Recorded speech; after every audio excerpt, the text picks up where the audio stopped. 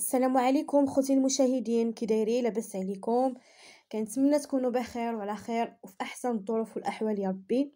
فيديو جديد ونهار جديد كيف ما العاده. أه الحفله سالات، الحفله ديال 7 شهور دازت عشيه زوينه، دازت عشيه صراحه احسن من داكشي اللي توقعنا، نشطنا وضحكنا وفرحنا الحمد لله، ودازت لها سويعه غزاله، وعقبه ان شاء الله تفك على خير، وعقبه ان شاء الله يدوز ليها السويعه ديال السابع حتى يدوز ليها على خير وبخير. وان شاء الله من دابا الفوق نعيشوا غير الافراح والمسرات يا ربي، هادشي اللي كنتمناو. كنبغي نشكركم كاملين واحد واحد على التعاليق ديالكم الزوينه، على الكلام الزوين اللي قلتو في حقي، الله يخطيكم، وحيت نتوما زوينين ونتوما قلبكم زوين داكشي علاش كتشوفوا كلشي زوين. اما اللي قلبو خايب الله يهديه، الله يهدي الجميع، الله يهديني ابتداء من نفسي، كنطلبوا ربي الهدايه ابتداء من نفسنا حنا. الله يهديني ويهدي جميع المسلمين يا ربي. هادوك اللي كيكونوا هكاك حتى حاجه ما كتعجبهم، كيف ما درتي ماشي هكاك، وكيف ما درتي ما عجبهمش. الله يهدي ما خلق، وكما قلت لكم الله يهديني انا اولا ويهدي الجميع، لان حتى واحد فينا ما مالك، وحتى واحد فينا ما كامل مكمول. المهم كيف ما العاده في هذا الفيديو هذا جيت نوضح بزاف ديال الامور اللي سمعتها، ونحط النقط على الحروف كيف ما العاده، بلا زياده بلا نقصان بلا كذوب بلا حتى شي حاجه.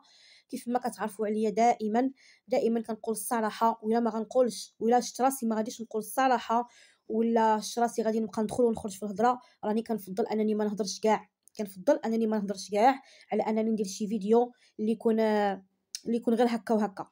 والله العظيم الاخوان، الى دائما الحمد لله كنقول لكم غير اللي كاين الحمد لله، ولا يحشمني معكم. بالنسبه لهاد الامور اللي بغيت نهضر فيها، بزاف ديال الامور تقالت. مثلا نعطيكم غير مثال، أنا نبدا من راسي انا اولا. قالوا عليا بان انا، قالوا ماشي كلشي صراحه، ماشي كلشي، بالعكس الاغلبيه القصوى اللي شكرتني بزاف، وحتى انا كنشكركم الله يخطيكم. ولكن كاينه واحد الفئه اللي قالت بان هذاك الشيء اللي كنت قديت انا يسرى عطيني الفلوس ديالو، وزعما انا بغيت كنبان على اساس انا شارياه لها من عندي ومطلعاه لها، غير هكاك زعما غير كادو ولا زعما خلصت انا من جيبي. وانا خوتي ابدا هاد الهضره ما قلتهاش ابدا. والفيديوهات يعني جوج لي فيديوهات، واحد درته نهار اللي تقديت، وواحد درته فاش كنت كنجمع وكنت طالعه. ابدا واش خرجات من فمي هاد الهضره هادي ديال هاد الشيء انا اللي مكلفه به، ولا هاد الشيء انا اللي خلصته من جيبي. انا قصدت مكلفه به يعني خرجت وتقديت واختاريت وركزت على اني ناخذ لها حاجه زوينه، حاجه نقيه، باش تمشي الفلوس في بلاصتها ان شاء الله. هذا هو اللي قصدت، واصلا كان واضح. انا كنت كل مره كنوضح بان انا داكشي غير تكلفت به، ماشي انا اللي مخلصه فلوسه. ناضوا شي وحدين كيقولوا علاش هي راها عاطياك الفلوس وانتي كتقولي لا هادشي ما كاينش، وما قلتوش نهائيا، ما خرجش على فمي نهائيا. وماشي انا من النوع اللي غادي يكون انسان عاطيني باش نسخر له وغنبان بان انا اللي مسخره من عندي، من جيبي، من فلوسي، بصالح العباره من فلوسي، من بسطامي. الا هادشي ما كاينش. ما فهمتش زعما علاش الناس كتبقى تقول بحال الهضره هادي، كتبقى تقول شي هضره انا ما قلتهاش. انا وضحت في الفيديو الاول وفي الفيديو الثاني، وراهم باقيين كيشهدوا عليا بان داك الشيء هذاك هي عطياني فلوسه وما عطاتها ليش. داك الساعات انا كنت كلفت من عندي، ومنين طلعت لعندها الحفله داك الساعات جمعت ليها الحساب، ها شحال جاك وعطاتني فليساتي. ما نكذبش على ربي وما نكذبش اصلا، هادشي حشومه انسان يكذب فيه. واحد الحاجه كاينه ما كايناش، هادشي اللي كنعرف انا. كاينه ما كايناش، هادشي اللي كنعرف. والمعقول كيدوم العشره، هادي خدوها من عندي الاخوان، راه المعقول والصفا والنيه كدوم العشره. راه حتى الا مشيتي حتى درتي هكا وهكا، مثلا هي مثلا عواله على شكل، وانت مشيتي شريتي لها شي كاليتي ناقصه وحسبتي عليها ثمن كاليتي زايده، راه داكشي كيطلع عليه النهار، راه داكشي كيتفضح مع الوقت. وراه الانسان ما عمره كيولي يثيق فيك مره واحده اخرى، واخا تقول له ما عرفتش شنو، ما يوليش يثيق فيك، وما يوليش يامنك على رزقه، ما يوليش يامنك على سره. وحنا الحمد لله هادشي ما بيناتناش. بالعكس تشطرت، بالعكس اختاريت حاجه زوينه الحمد لله وهي براسها عجبها داك الشيء. الحمد لله.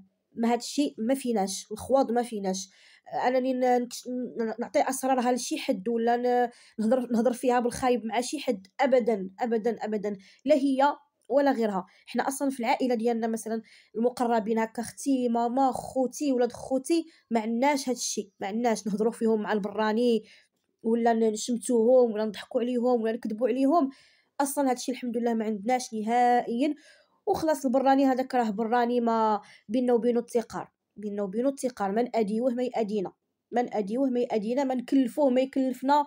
التقار رحمه، البراني التقار رحمه. هذا ما كان هذه بخصوص هذه المساله هذه. وحتى الكاطو اللي صوبته انا من عندي، يعني ماشي شي حاجه، ما كنبغيش نقول هذه الكلمات من عندي لان ماشي شي حاجه اللي بسيطه بسيطه بسيطه اكثر من القياس. هذاك راني انا قلتها ووضحتها، قلت انا هذا الكاطو هذا راه ما كلفتنيش به، راه غير انا جيست من عندي باش ما نمشيش بيدي خاويا، وعلى حساب داك اللون الازرق اللي كان في التزيين في داك الخميسه. يعني ماشي مع لو تيم ديال الحفله 7 شهور، وعلى حساب وليد زرا داكشي زريرق. يعني هذيك الفكره كانت جاتني وماشي مكلفه، وراني وضحت كل حاجه حطيتها في بلاصتها، كل حاجه حطيتها في بلاصتها كيف ما العاده. والحمد لله. انا ماشيه بهذه الطريقه هذه، وهذه الطريقه ديال الصفا والمعقول ما عمرها ما خيبتني، ما عمرها ما حشمتني مع شي واحد. بالعكس دائما الحمد لله كنبقى بوجهي حمر، كنبقى بوجهي نقي. كاينه ما كايناش ما كايناش. جاتك القد والقد.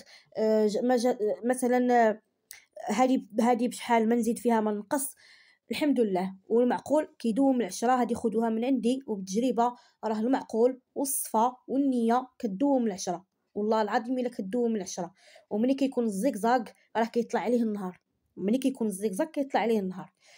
هذه بخصوص هذه النقطه هذه. الناس اللي قال لك علاش انا قلت بان شريت من عندي ولا شريت من جيبي، انا ما قلتهاش نهائيا. هذه الهضره ما كايناش، هذه غير كذوب في كذوب. هذا ما كان. وبالنسبه لنقطه واحده اخرى عاوتاني بغيت نهضر عليها، هو خويا عبد الوهاب.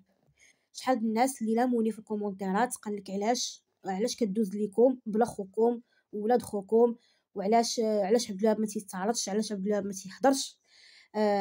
انا غادي نحاول نهضر في هذه النقطه هذه. غنحاول في حدود صراحه، في حدود، لان في الاول وفي الاخير كيبقى هادشي ما كيعنينيش بزاف صراحه. علاش؟ فوقاش يعنيني وفوقاش تحاسبوني وفوقاش تلوموني نهار اللي تكون انا عندي شي حاجه. وعلى فكره حتى انا راني تشهيت شي حنينه، والله العظيم دعيو معايا ربي يسر لي الامور. تشهيت ندير شي حنينه وزعما ومن شحال هادي، والله العظيم الا من شحال هادي ماشي عاد دابا. وانا باغيه ندير شويه د الحنه ونفرح براسي، وكنبقى غير في التهاوي. اليوم غدا اصبر تنسالي هادي، اصبر تنقد هادي. دعيو معايا ربي يسر لي الامور. وباغيه حتى انا ندير شي حنينه. أه سمحوا لي، جا عندي السي عمران وشويه تلفني. المهم كيف ما قلت لكم باغيه ندير حتى انا حنينه. باختصار باغيه ندير شويه الحنه. ودعيو معايا ربي يسر لي الامور. وتا انا بغيت نشارك معكم الاجواء. علاش لا، ما فيها باس. نشارك معكم حتى انا الاجواء ديالي. وشنو متردده واحد شويه. تيقول لي واحد العقل علاش ما نخليش حتى نطهر عمران، نطهروا ولا نختنوا على حسب كل واحد كيفاش كيقول ليها. بحال الطهاره الختانه كلشي بحال. صراحه باغيه نختنو. وكنقول خلي حتى نختن عمران وندير الحنينه هي هذيك مع المناسبه. وتيقول لي عقل اخر خلي حتى يخرج خويا سي محمد وعاد نختن ولدي باش حتى هو يكون حاضر، يعني ما يخرجش يلقى بزاف ديال الامور اللي فاتو. وانا ما نكذبش عليكم حيره. عقل تيقول لي ندير حنينه ما حديش هوتي فيها نديرها، وعاوتاني في الختانه ديال ولدي نعاودها. وما عرفتش كنتمنى تخليو لي تخليو لي الراي ديالكم في الكومونتير. واش نخلي حتى يخرج خويا، واش نخلي الحنه حتى تنختن ولدي، ولا غير نديرها ومنين نختن ولدي عاوتاني نديرها. ما عرفتش، ولكن بيني وبينكم بالي فيها وشهوتي فيها وحق الله. بغيت نفرح براسي حتى انا وندير حنينه. لان في الاسبوع ديال ولدي عمران كاع ما حنيت، ما كتبش وما حنيتش وبقات فيا صراحه، بقات فيا بزاف. داكشي علاش دعيو معايا ربي يسر لي الامور وحتى انا ندير حنينه ونفرح براسي. علاش لا، بحالي بحال الناس. المهم نرجعوا للموضوع اللي هو خويا عبد الوهاب. خويا عبد الوهاب، المعلومه الوحيده اللي انا عارفه ومتاكده منها هو انه تعرض. خويا عبد الوهاب تعرض هادشي اللي كاين. خويا عبد الوهاب تعرض. شي حاجه واحده اخرى انا ماشي مسؤوله عليها. النهار اللي يكون عندي انا شي حاجه، وما نعرضش شي واحد، ما نعرضش شي واحد من خوتي، ديك الساعه عاد اجيو عندي ولوموني وقولوا لي علاش ما عرضتيش، علاش خليتي فلان، علاش عزلتي فلتان، علاش ما حضروش ولاد فلان. ديك الساعات من حقكم تعاتبوني انا وتلوموني انا. ولكن شي حاجه ديال شي حد اخر، ولو تكون بنت خويا قريبه مني، ولو تكون كنهضروا انا وياها ويكون بزاف ديال الامور، ما كل حاجه عندها حدود. ما من حقيش انا نفرض عليها شي حوايج ولا نسيطر عليها، ولا كيبقى هي تبارك الله راه كبيره وفاهمه وكتعرف اش كدير، واللي بغاتو واللي ما بغاتوش ما يمكنناش نفرضوه عليها. ما داكشي علاش انا ما عندي حتى شي ذنب. انا اللي عرض عليا غادي نمشي لعندو، وملي غتكون عندي شي حاجه عاوتاني غادي نعرض على من ما بغيت. ما غاديش يجي شي واحد يقول لي لا هذاك ما يجيش ولا هذاك يجي، لا. حتى انا نهار اللي غتكون عندي شي حاجه غنكون حره على من نعيط وعلى من ما نعيطش، وشكون غيحضر لي وشكون ما غيحضر ليش. وهذا حق مشروع لاي واحد. هذيك مناسبه ديالو، كيبغي يفرح براسو وكيبغي يكون ناشط وكيبغي يكون في نهار، وكما كنقولوا من حقه يحضر اللي بغا وما يحضرش اللي بغا. غير شنو بحال خويا عبد الوهاب راه كان معروض. هذه انا متاكده منها وكنتحمل مسؤوليتها. بالنسبه لمرات خويا عبد الوهاب، كانت عندها في نفس النهار واحد المناسبه، نقول لكم ديال جارتها، نقول لكم ديال صاحبتها، نقول لكم ديال شي وحده من العائله، والله ما عندي التفاصيل. ولكن اللي عارفه ومتاكده منه هو حتى هي في نفس النهار كانت معروضه وكانت عندها مناسبه ومشات حضرت هي وليداتها، وخويا حتى هو كان مع وليداته. سمحوا لي كنت باغي نكمل معكم بديك الطريقه، ولكن عمران تسلمت وما خلانيش. كل مره كيجي لعندي كيقبض فيا. ما كاين حتى شي مشكل، الله يخلي لكم حتى نتوما وليداتكم. انا بغيت غير نجاوب واحد القناه اللي الصراحه هضرت في هذا الموضوع، وانا شخصيا كتعجبني هذه القناه بزاف.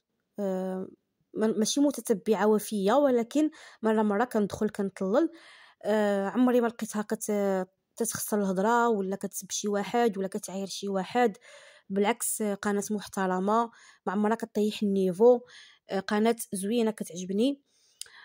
حقانيه، صراحه حقانيه. لا سواء لا مع اسره مغربيه ولا مع اي اسره في هذا اليوتيوب كامل، كتجيني حقانيه ومنطقيه.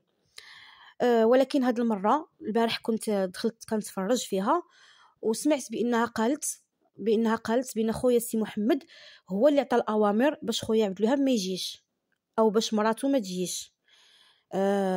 هاد الهضره ما كايناش نهائيا، وسبحان الله العظيم فين ما كنشوف شي كذوب على خويا سي محمد كيغضني الحال وما كنقدرش ما ندافعش عليه. خويا سي محمد بعيد على هاد الشيء. وحتى من غادي يهضر مع بنته في التليفون ما غاديش يقول لها، ما غاديش يدخل معها في التفاصيل، عرضي على فلانه وما تعرضيش على فلانه. هو مسكين فين ما يعيط كيسول دابا حاليا غير على ولادو وبالو غير مع ولادو، ويوصيها على خوتها ويوصيها على راسها. وما كنظنش عنده الوقت، ماشي ما كنظنش، ما عندوش الوقت باش يجلس يهضر على هاد الامور ديال الحفلات 7 شهور وعلى من تعرضي وعلى من ما تعرضيش. هاد الامور كتبقى ثانويه، وانا متاكده هادشي كله غادي يزول مع الوقت، وهادشي كله غادي يتسالى مع الوقت، لان الايام كتنسي اي حاجه وكتنسي كل شيء. وحد لهنا الفيديو ديالي كيتسالى، وبسلام عليكم، ونتلاقاو فيديو الجاي ان شاء الله.